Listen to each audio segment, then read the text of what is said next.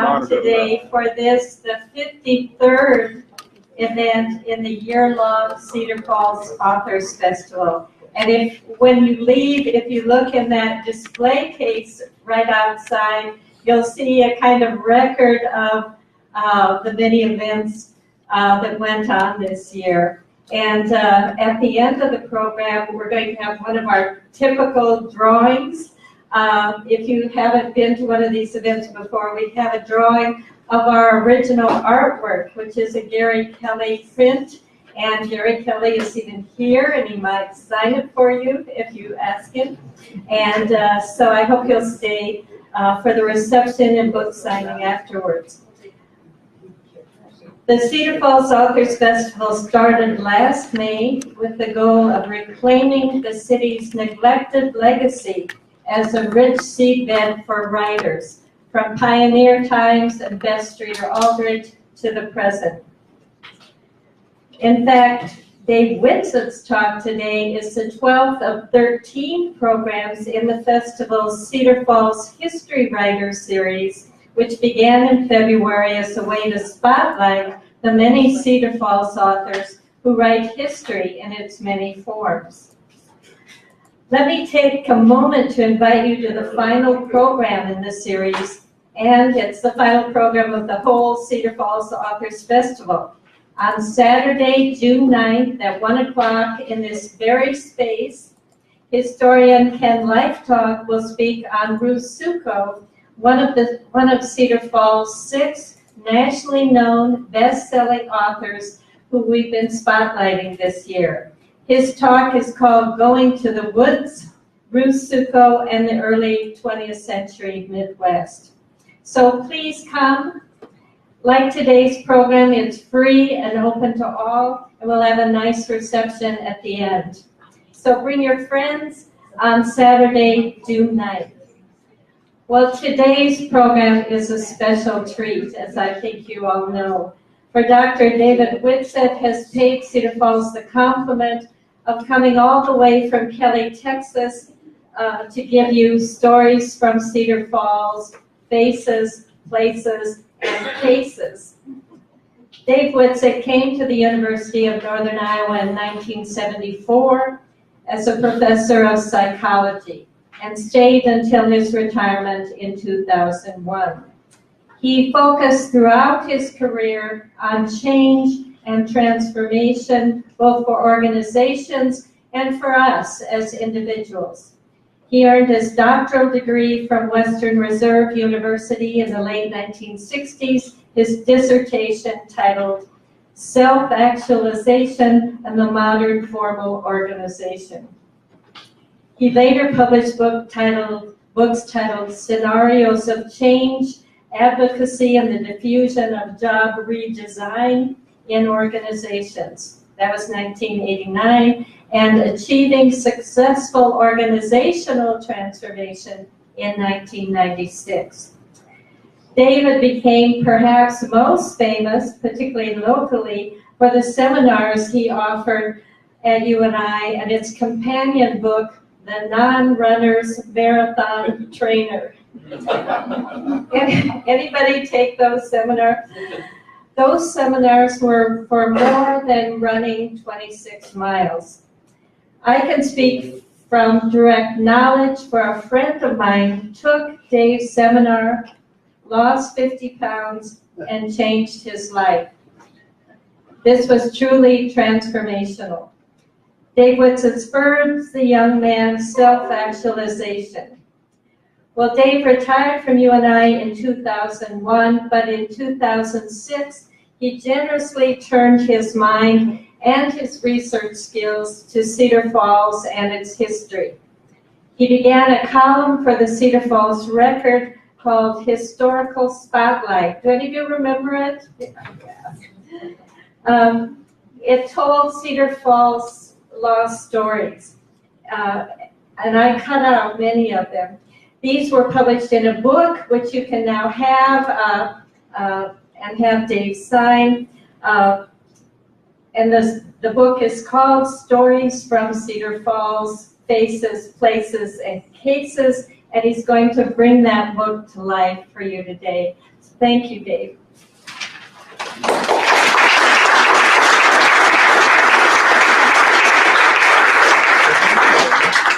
this thing on? Can you hear me? Not yet. I punched a button here that was supposed to turn it on. What did I do? She's the expert. What did I do? This is Teresa Halligan. You see her name up there. What it doesn't say is she's also my technological assistant. Ah, see, I knew she could make it. Okay.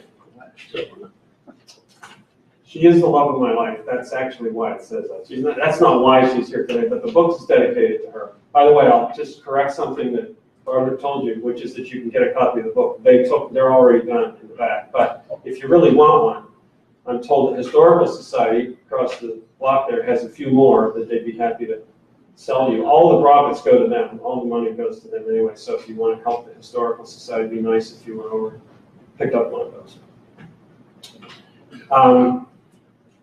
I am not a historian. Some of the people in this series clearly are, Ken like people like that, who really know a lot about history.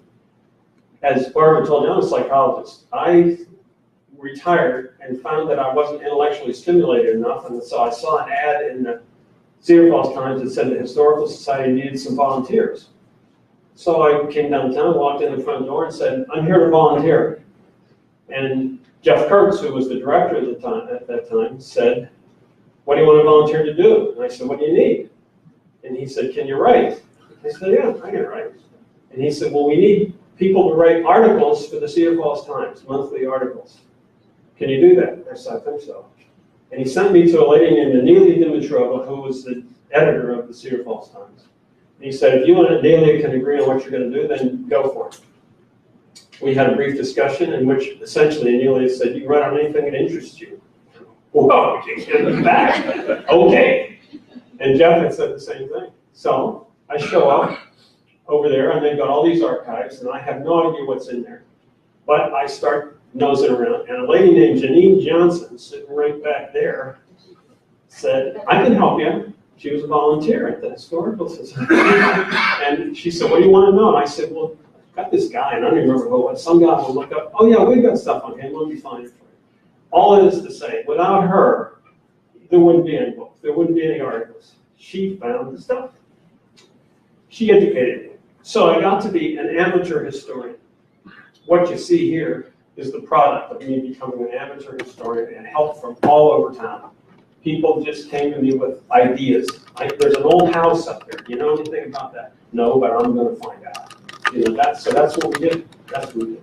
So what I thought I'd do today is just pick a few of the stories from this book and tell you a little bit about it. I picked ones that I thought would be interesting and entertaining. I know some of the people in the room have already read them all. They told me right before we started. So you can probably add to them. I will also tell you, in admitting I'm an amateur historian, that I just don't know some of the things about the stories. And I'll tell you at the end, I don't know if this is still the case or not, and maybe somebody in the room will be able to add to that. And we'll have a little time at the end to do that if you're willing to do that. So there's the first story. I don't know if the name Eddie Bowles means anything to most of the people in the room, but Eddie Bowles, he's the gentleman on the left, came here from New Orleans, where he had lived for a long time, in 1914, because, as he said in an article, he did an interview not with me, but with somebody else, in which he said, I came because I couldn't make enough in New Orleans to support my wife playing music. He made a connection, and somebody hired him to come up here and work in the paving business, helping to pave the streets, and that's what he did first. But he also cut wood. See what it says on the side of his truck there? In addition to cutting wood, he worked in restaurants. He worked for 22 years at the John Deere foundry. And he, quote, made lots of friends among the Danish people. He claimed there wasn't anybody in town that wasn't Danish except him when he got here. But he got along well with everybody. What he was best known for in the town was his music. He had been a pioneer in jazz. He played with Louis Armstrong. This guy had a very unusual style of picking his thumb and his forefinger, which, Scott Willey could tell us what that actually means. All I know is that was unusual. According to a guy named Phil Nussbaum, Phil Nussbaum had a radio program on KUNI on roots music and stuff, and he claimed that Eddie had a very unusual style of picking that left space between the notes, is what he said. It was an unusual style. Anyway, that was the way in which most people in town knew Eddie. He used to sit on his front porch and play music, and crowds would gather in front of the house. And I talked to some people who were still in town who remembered that happening. There were times when he claimed he had more people sitting on his porch than were listening to the Cedar Falls band playing in a band shell over town. I don't know if that's true or not. He was a very popular guy. And here's something that isn't in the, maybe it's in the book, I don't know. He also became very popular because he wanted to help people. He loved helping people. The best example of that is that when he tried to leave town to go back to pick up his wife, Sarah, that's Eddie and Sarah in their little house at 314 North Main, and I'm not even sure where that is or was, but the people in town got money together. When he said he was going to go home and find his wife, they sent a ticket to her, found out where she was, and brought her up here on a bus and bought this couple a house to live in because Eddie said he couldn't make it. This was because the kind of thing that Eddie did was he found out the kids in the house across the street from him didn't have shoes, and he bought shoes for 10 kids in the house. He's not a wealthy guy. That's the kind of thing he did. He died at 100 years old. After Sarah had already died, he lived to October 3rd, 1984. And he died at 1984 at the age of 100. An extraordinary guy. Here's another extraordinary guy. If you ask the question, who built Cedar Falls? There'd be a lot of right answers, and you could say, well, they did, he did. But if you had to pick one guy, you could do worse than picking this guy right here. Peter Melendi, there's a little park at the corner, First and Main, called Melendi Park, Peter Melendi Park. He was born February 9th, 1823 in Cincinnati, Ohio. Now, how does he get here? Well, the two guys that were running the newspaper at the time, Packard and McClure, the newspaper at the time was called the Banner, Cedar Falls Banner. And they were trying to promote development in this area. And to do that, they were trying to find contacts of people who were community builders, is what they were looking for. And somehow they turned up the name of Peter Melendi, and they started a correspondence with him, trying to convince him to come out here and see what he thought of this town. And they got him out here, and he loved it, and he stayed. And listen to this. Here's what happened. He established the Cedar Valley Horticultural and Literary Society in the year after he showed up. And that society later gave its collection of over 1,300 books to start the Cedar Falls Library in which we sit today. Not this building, but there was no library until the Horticultural Society gave their 1,300 books to the newly formed group. He established the first Cedar Falls Agricultural Fair, which years later became the second biggest fair in the state of Ohio, after the Iowa State Fair. He got the city to build and support a new school on Clay Street in 1866. He succeeded in getting the Civil War Soldiers' Orphans Home located here in 1865. In 1867, he was a major factor in getting the Iowa legislature to convert the orphanage into the Iowa State Normal School, which of course became ISDC and later UNI. He wrote the first history of Cedar Falls in 1893, called An Historical Record of Cedar Falls. And he served as the mayor of Cedar Falls for the last 6 years of his life. He helped to build Cedar Falls. Here's another, somebody you might find interesting. Lou and Mabel Rosenthal, or as they became known on the stage across the country, Rose and Severance. Lou decided they should be known as Rose and Severance. Here's how we found out about them. July 4th, 1913, an edition of the Black Hawk Independent had a headline which said, Lou Rosenthal and wife start theatrical colony. They're going to start a theatrical colony at Cedar Falls, Iowa. Who are these people? What's going on here? They were a vaudeville team. They traveled the entire United States and Canada doing vaudeville routines that Lou wrote and he and his wife did together. These people were making $450 a week. Big money in the early 1900s. They were very successful. They performed with and became friends with such stars as Buster Keaton, Ben Turpin, Al Jolson, Eddie Cantor, George Jessel, the Marx Brothers. But they decided to get off the road in 1913, and when they thought about where they wanted to settle, they remembered playing the Majestic Theater, and they remembered playing the Electric Park. And they had seen the bluffs up above the river, and they decided that's where they wanted to retire, that's where they wanted to live. And they bought a 3-acre plot, and they had a little prefab cottage moved there. There it is. At 1606 Grand Boulevard, which is just away from Lookout Park. It's where the Petersons' home is now, which later the Petersons bought the property. So they put this little thing up there on the top of the hill, and they started inviting show business people to come there whenever they're off the road they want to stay there. They eventually added 11 rooms to this little cottage, and even had tents on the property around, so when they had too many show business types fit in the house, they could stay in the tents.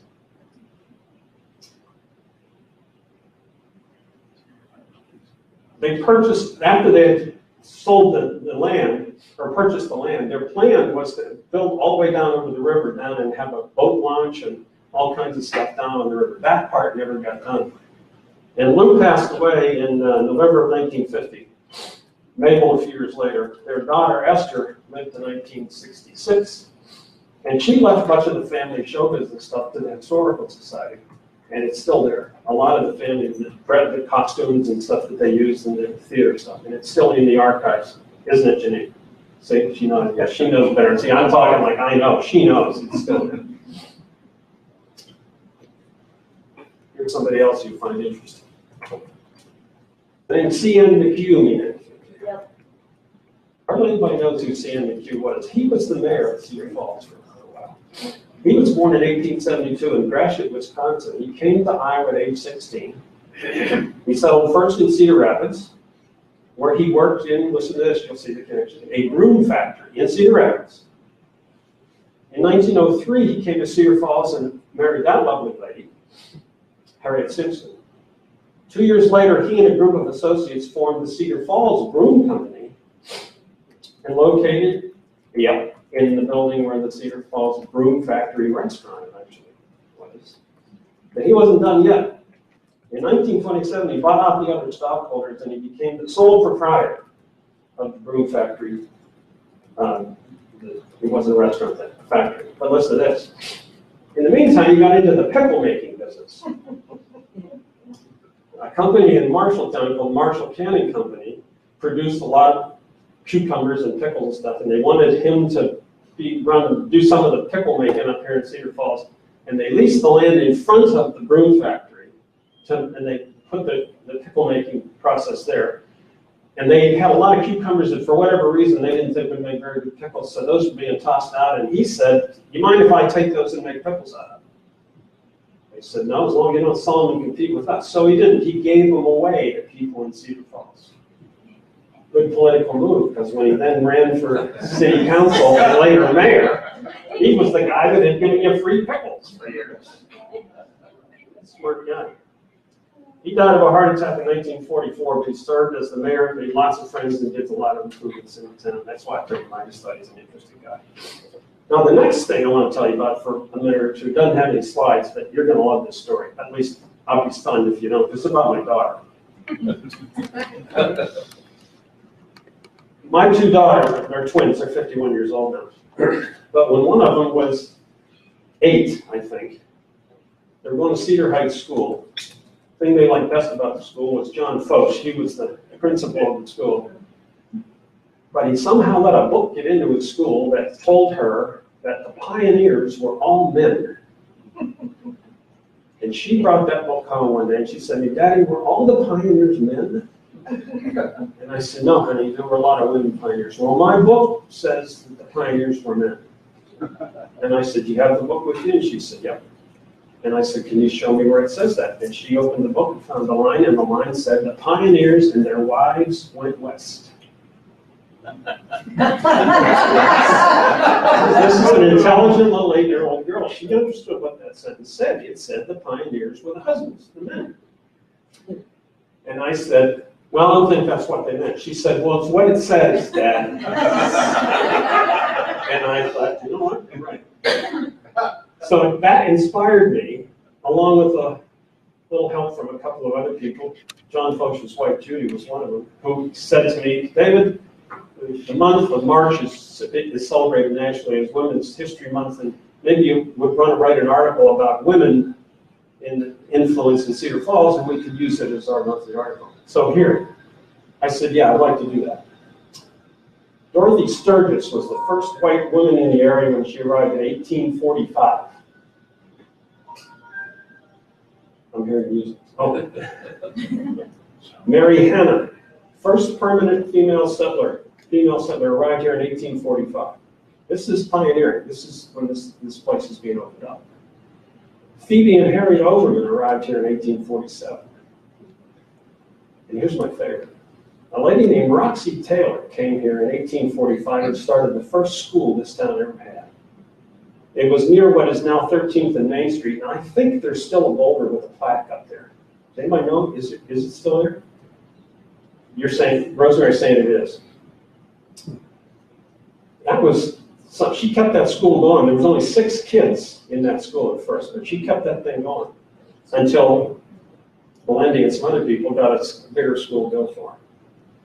A woman named Anna McNally opened a millinery shop on Main in 1860. You'll hear her name again in a couple more stories. Remember that name, Anna McNally.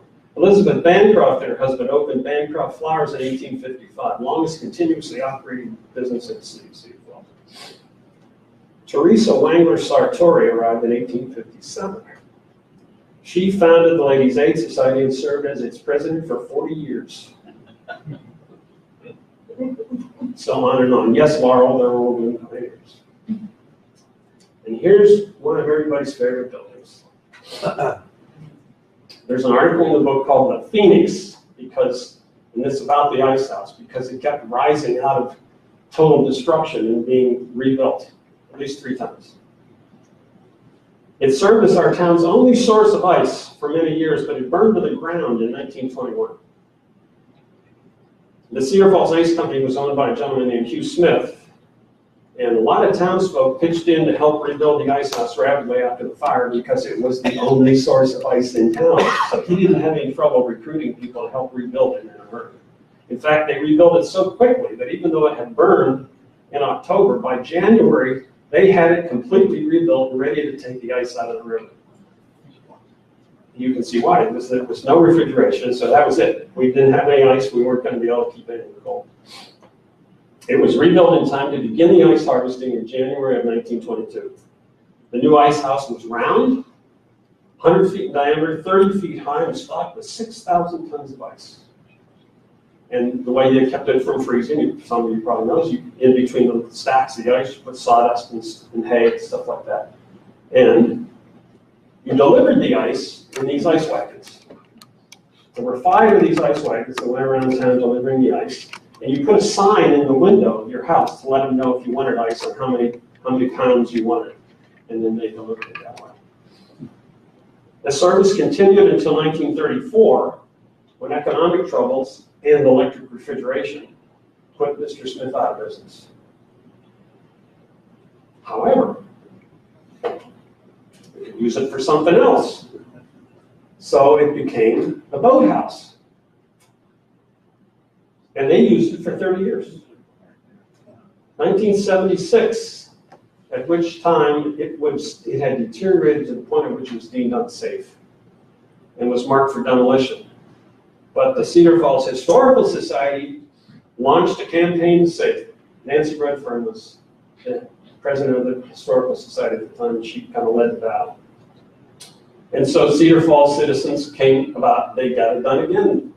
The city gave $30,000 to the campaign. Residents of Cedar Falls raised another $70,000 and had the building placed on the National Register of Historic Places. And in 1975, it reopened as the Ice House Museum. That's why it got hit again. In 2008, the flood came. And I know some people in the room were involved in that, and I was, and we were stacking sandbags, and We stacked them as high as the water had ever been before, and it went 5 feet higher than that. And so the Ice House Museum got filled with water. Now, through heroic efforts of a lot of people, some stuff was saved. But a lot of the exhibits were damaged beyond repair. So there was big problems. But once again, the town raised funds, raised the floor 5 feet, just so in case you get that same level of water, the place wouldn't be knocked over. And it reopened again in 2011. The interesting thing was some of the engineers said that the water getting in actually kept the building from collapsing. We had all the sandbags on the outside and the water balanced against it. So if the water hadn't got in, we might have lost the building. That was what some of the engineers said. I don't know if that's a fact or not, but that's what they said. And then we come to this. When I mentioned Peter Melendi earlier, I told you that the Historical Society and Horticultural Society that he founded had donated their 1,300 books so Cedar Falls could have a library. This building wasn't there at the time. So that library was on the second floor of actually a doctor's office down on the east side of Main Street. There were 2 rooms. One was a reading room, and that served as the Cedar Falls Library. Now, where did those books come from? Those 1,300 books. Cedar Falls citizens donated them. Shortly after the society was established, and these books were lodged in these 2 rooms, the society appointed a librarian. His name was Frank Brown, and he was in charge of loaning out the books. But they could only be loaned out, according to the rules, to members of the society. You had to join the society to get a book. And you could only get a book on alternate Friday evenings when the society met. And you had to return it 2 weeks later at the next meeting, or you started paying fines. Not only that, Mr. Brown was in charge of the behavior of those who were in the reading room. So his rules included no loud talking, no spitting on the floor, and no whittling. This was a reading room, and you wanted it kept. That's what it was supposed to be. It was a reading room. In 1871, the Oberman block burned, and most of the books were lost. But undaunted, the society's members began soliciting more books. They went around town knocking on doors, and they got another 1,300 books. So by 1877, they had replaced essentially the library. And at that point, they petitioned the Cedar Falls City Council to establish an annual 1 mil library tax. The proposal was placed on the ballot, and it passed in March of 1878. And within just a few years, the library had grown to 4,000 books, still housed on the second floor of a building down on Main Street. Then, around the turn of the century, comes Andrew Carnegie and his wanting to help little towns build libraries. But to receive Carnegie funding, the city had to pass a tax. Can't that? We already passed the tax. So the documentation on that was sent to the Carnegie Fund, and the Carnegie Fund said, oh, well, okay, we'll give you the 15,000 bucks then. All you had to do was show you had a tax that would produce $1,500 a year on average, and we had that. This building was built with that $15,000, but there's one more thing that had happened. Where were we going to put it? Well, there was a hotel at the corner of 6th and Main that was in dilapidated condition, and this lady gave the money to buy the lot and put up the hotel, or put up the library. That's why it's called the Carnegie Dayton Library. And it served as the library. That building was the library until, somebody probably knows this better than I do.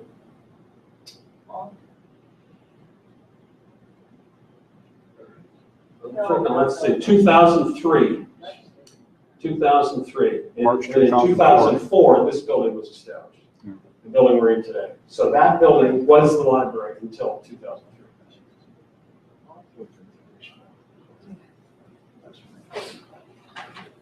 Here's another photo that a lot of people don't think is in this town.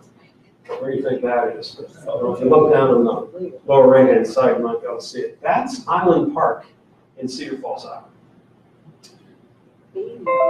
It was one of the premier tourist destinations in this state from 1920 to 1946. When it was opened in August of 1920, 2,500 people came to that opening. It had been the brainchild of 3 members of the Cedar Falls Park Board: Jim Markison, Walt Voorhees, and George Witt. Yeah, that George Witt Park. Those guys run the park board, and they said, we need to have something to attract tourists to Cedar Falls. They raised $10,000 to start it up. There was a bathhouse, a diving platform, a large slide, and across the road was Tourist Park with rental cabinets and camping facilities. And look at the people that used to come. This is not the big opening. This is a weekend day at Island Park. Over the years, the bathhouse, as some of you probably know, was flooded, but it survived to 1946 when public swimming facilities were closed in 1946. For the next 15 years or so, it was used by the North Shore Boat Club.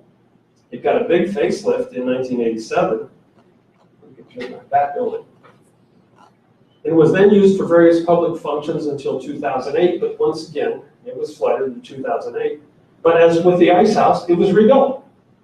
Cedar Falls is an amazing community to me in that when something goes wrong and the city wants to do something with it, people come up and they open their wallets up and they take their time and they do what they can and have bake sales and all kinds of stuff, and they rebuild it. You know what that is? If you come to town from the north, down on 27 Highway, and you look up in the trees on the bluffs up there, you might be able to see the red tile roof still today of this house. Now, if it's wild leaves and stuff, you can't see too much, but sometimes here you can see quite a bit. This is the Mandalay, or the Litchfield home. It was built in 1918 and 1920. It took 2 years to build it. By the Litchfield family, Mr. and Mrs. Edgar Litchfield. They owned an equipment company in Waterloo. And they built this house. When the home was built, listen to this. It had a 12-phone internal communication system. It had marble showers. It had electric appliances, including a dishwasher, a clothes washer and dryer, and an automatic vacuum cleaning system. This is 1920. It cost $200,000 to build it. The Litchfields lost the house in the late 1920s when the economics of the country went south. It was purchased in 1932 by 2 brothers by the name of Ferguson for $1,500 in back taxes and about $9,000 in liens on the property. Their intention was to live in it, 2 brothers. They did that for a short time, found that it was too much house for the 2 of them. So they moved to another house, 1826 Grand Boulevard. That's still known as the Ferguson House. It could be known as the Whitsett House because I bought it and raised my daughters in it. I didn't know any of this history. After I moved in that house, somebody said, "Oh, you bought the Ferguson House." I said, "What are you talking about? What's the Ferguson House?" I didn't know that it was common then to refer to houses as the original family or major family. The Ferguson brothers operated when they moved to the other house, they operated this place as an inn, as a restaurant, as a nightclub. It was a very active place, but they lost their liquor license. And then it was remodeled into apartments. And that's when it started to be called the Mandalay Apartments, because the street that runs back there is called Mandalay Drive. In 1977, an electrical short in the basement started a fire, which destroyed a good bit of the house, including the roof and so on. And it was going to be, here's what it looked like after that. That's when it was part of it was rebuilt. However, the people that bought it, somebody in the room may be able to help me with this. I actually went out and interviewed the people that lived in the house. Alan and Sue, and I believe it's pronounced Braze? Do they still live there?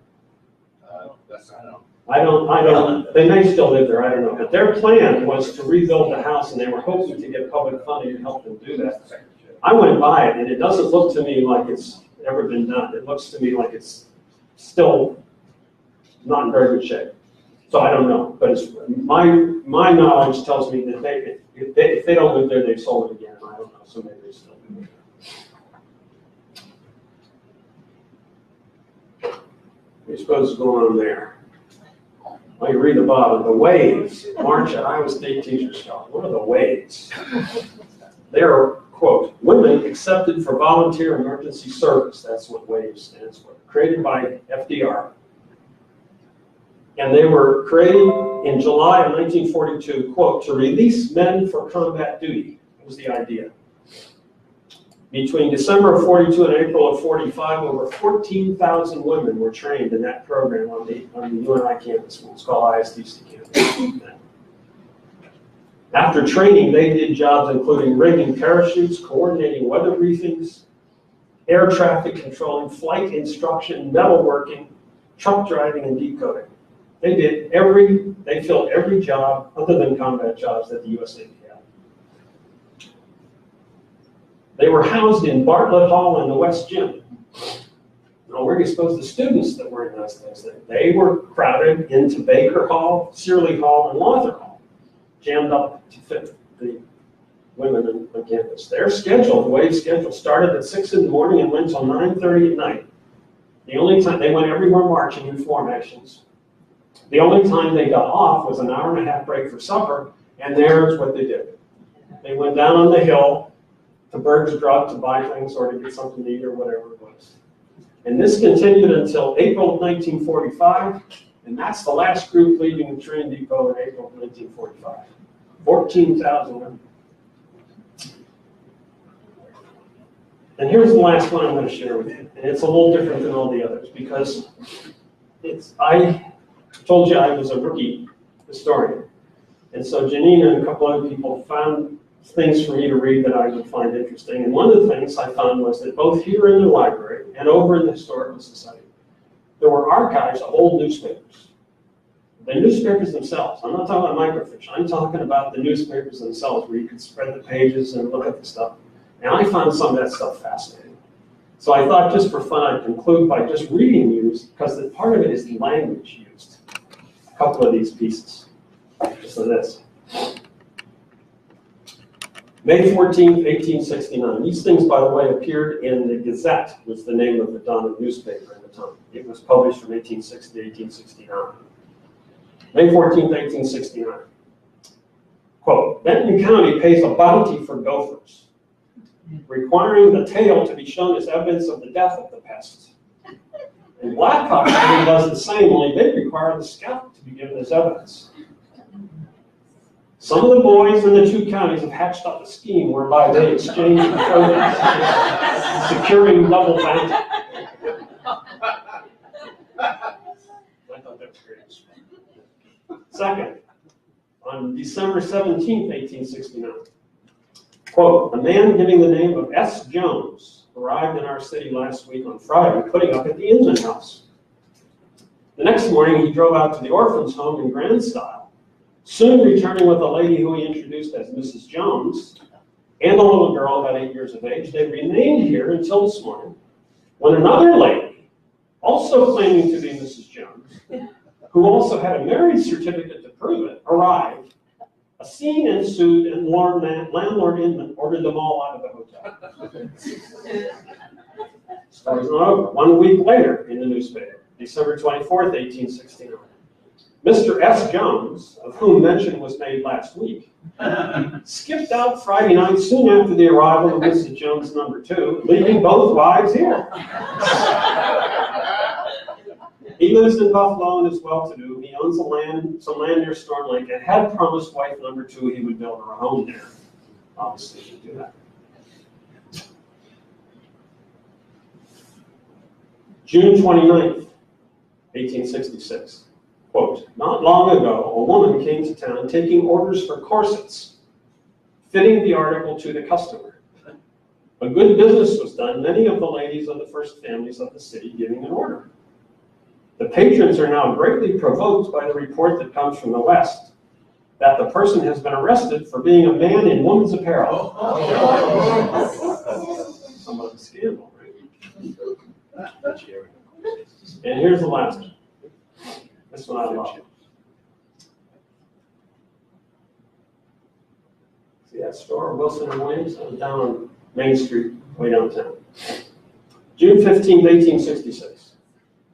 A confidence girl passing herself off as Dr. Sprague's daughter and getting goods from the stores, is a young woman of about 25 years of age who made her appearance at the Wilson and Williams store to buy goods. She bought a bill of goods amounting to between $62 and $63. That's a lot of stuff. She said her father was in town and would call and pay the bill.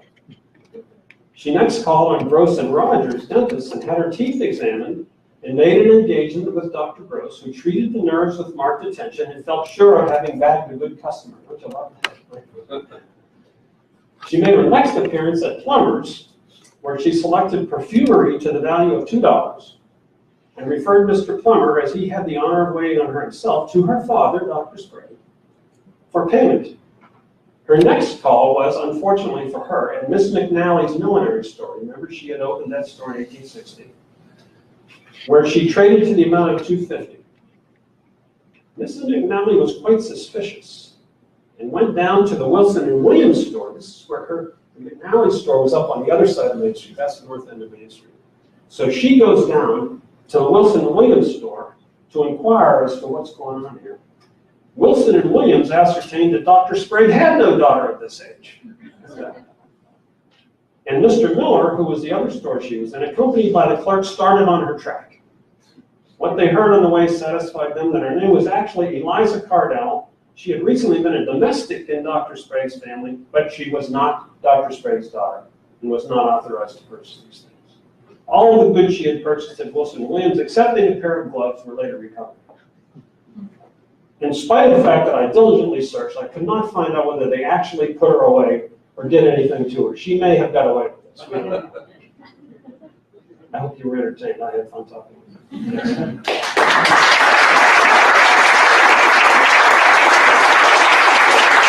If anybody wants to go back and forth with some Q&A, I would be happy to do it. We have a microphone, so if you want to ask a question, stick your hand up and somebody, this lovely lady here, will carry a microphone out to you.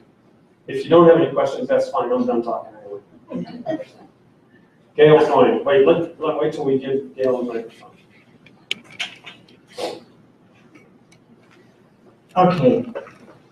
The boathouse swim area was closed in 46, did you say? I believe that's correct. That's the information I have, yes. Okay. Where did people swim after that?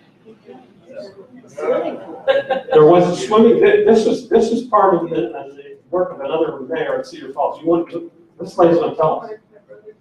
Well, I'll be glad to give her the microphone. You going to tell us? Let's give it. Well, we swam. Right here. Wait, let me. I mean, there are certainly many people here who swam. Well, just tell us where it was. We swam in the power plant Right. pits. Right. One of the mayors of Cedar Falls had wanted to make the power plant, because the water would be under temperature control, a swimming area, and that was done. And did you swim there? Oh, yeah. See, lots of people, and Gail, you did too. Yes, I That's the answer came to the question. came to a camp one summer, and that's where they took us to swim. And then I couldn't figure out where it was after we moved back here. Well, it was eventually just kind of wasn't used that way anymore. You got some more to say about that? First, they closed it. Got to put that mic pretty close. They to you. closed it during polio times. Oh, okay. Because it had no filters. It had no germ control. Sure, okay. But the interesting part is there were two changing rooms, one for men and one for women, but they were just cement block, with no roof. Yeah. And if you were courageous enough, you could climb up the ladder. I can't imagine anyone would do something. You had to climb up the ladder on the power plant Whoa. stack and get way up high. You could imagine what was actually. Well, you had to be pretty in hot pursuit, Well, didn't you, if you do that? yeah. Risk your life. I'm sure no Cedar Falls resident would engage in such a. I always had to go swim off by myself because my brother didn't want me to be around him and his Oh, well. classy friends. So I had to go over on the other side, and if you weren't careful, you got in the deep part, and there was seaweed and stuff Oh, down sure. there. And you had to be, yeah, I think there were actually fish in it. Oh, I would be struck, sure. But it was a wonderful place. Well, at least it was a place to swim, because the boathouse, because this one had closed, so that was the only place to go, I guess. Because the swimming pool, which was eventually up on Searling, obviously wasn't available at that point. Right. Okay.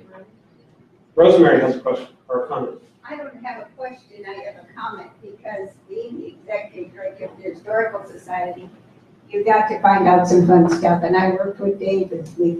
We would find all kinds of stuff for him to do. She used to bring me stuff. She'd say, I know you haven't written on this. Here's some stuff. It was great. But when you get to the mayor, do you know who the mayor was? The one who did the swimming The thing? one who was mayor at that time I can't was remember. our which- mayor from the broom factory.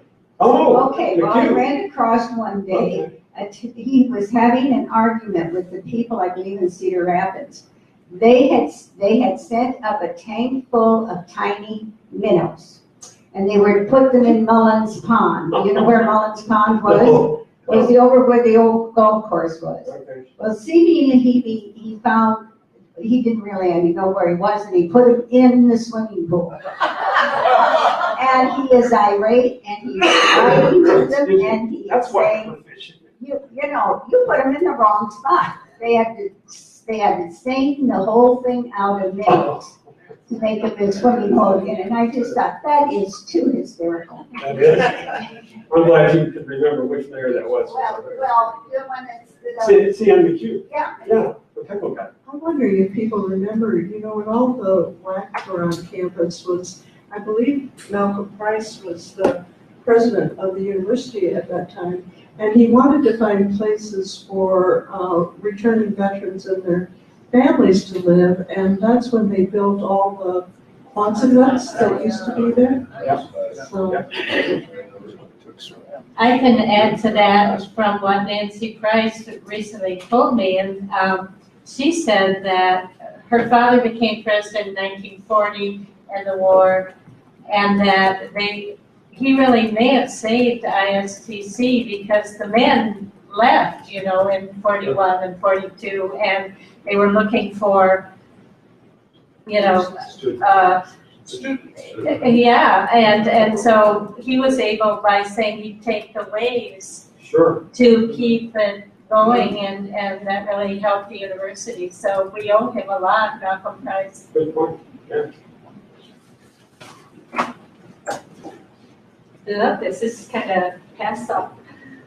So I thought the Quonset huts were built for the waves to live in. No, the waves are actually housed in existing facilities, including the West Gym. The West Gym was actually turned into a dorm for the waves, and in Bartlett Hall, that's where they were all out there. They built special, those were two-person rooms, but they put big double bunks. They had 4 waves in a room up in those 2 buildings. So I don't think the Quonset huts were used. I could be wrong, but the information that I had said they put them all in West Gym and Bartlett Hall. Well, my grandfather saved you and I in 1913. My grandfather, Roger Levitt, saved you and I he was a banker, so he had banker's arms, So for 6 months, he went back and forth to the Des Moines legislature. They were trying to turn it into a community, Right. junior college, and he defeated that. They got that defeated and never happened again. I didn't know about that until Dorothy, there was an article in the paper many years later, and she mailed it to me. Well, that article is in this book. Okay. Maybe not that one, but the one I wrote, because he single-handedly saved the whole place. You're right, Roger Levitt. And he was pretty gruff, and we didn't know that he was a nice person until when he died, my sister said, Dad was weeping at his funeral, so he must have been a nice guy. But you meet him when he's 85 or something. Let's see when I can tell you when that was. Let's see. I think it was 1913-14. He was on the Board of Trustees, then he went to the Iowa State Board of Education. You're right, it was 1913. That's right. And he went back and forth to Des Moines until he got that agreement, not to turn it into what it would have been something completely different. That's right, he did, you're right, he pretty much single-handedly saved it. That's true. Anybody else? Guy in the back there, got his hand up. This is Mike Ruby. I'm gonna add to the boathouse. It's not as interesting as what everybody just said. My father used to keep his boat in there in the late 50s, like 4 years. And I mean, that's not really interesting in itself, but it was a lift system, or it wasn't just stored during the winter, it was all year. So during the boating season, they had like a ramp with a chain thing, and they brought it right down in the river. So it's just, you know, how they could lift it right off the dock, and they'd go right in the boathouse. That was probably in place because that's how they used to get the ice in the boathouse. There's that one picture, I don't know if you can see it. They actually had a big continuous thing, and they would cut the ice out of the river, load it up, and it would be taken right off that thing and dumped into the building. And then the guys in there would take it and stack it. That might have been the same It's very well could have been the same system, I don't know, but it might have been. 30 years later. Right, but the most interesting thing is they had, when they were rebuilding it, there was no roof on the building yet because they couldn't get up to it. But once they got the ice fill up high enough, the guys would stand on the top floor of the ice and put the roof on the building. That's how they did it. It's a little slippery. I think it was probably real slippery, but as far as we know, there were no cabinets. Well, they had all that sawdust. Yeah. You done good for an amateur historian. Oh, well, thank you, John. One thing that This guy's the head of all the historians, he knows. Well, a while back. Yeah. But before we leave this room, I think it would be great if someone with a camera took the pictures of everybody. This is quite a gathering of the movers and shakers in Cedar Falls. And I think it would be a good record for what happened this afternoon. So is there someone with a camera? Well, I think the lady up front here's got an idea how to do that. Go ahead. Okay. Well, no, Teresa, it was going to take photos for our Facebook page, and Sherry, can we do it? Are you saying we ought to just from the front, Doug?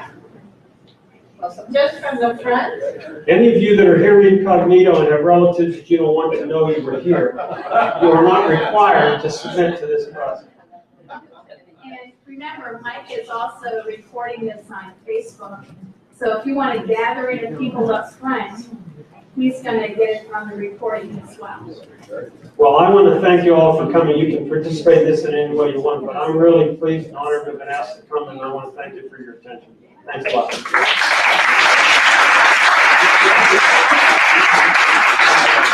This is the second to last drawing of a Gary Kelly artwork.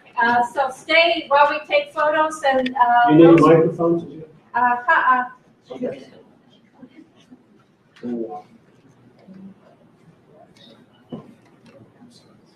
Then, John, are we supposed to get people's names? Well, I'm sure somebody can figure that. Rosemary knows everybody's name. Okay. Scott and Joy. There are a lot of folks here who know the names. Dave, would you like to draw the Well, sure. person who's going to go home with the art? I will.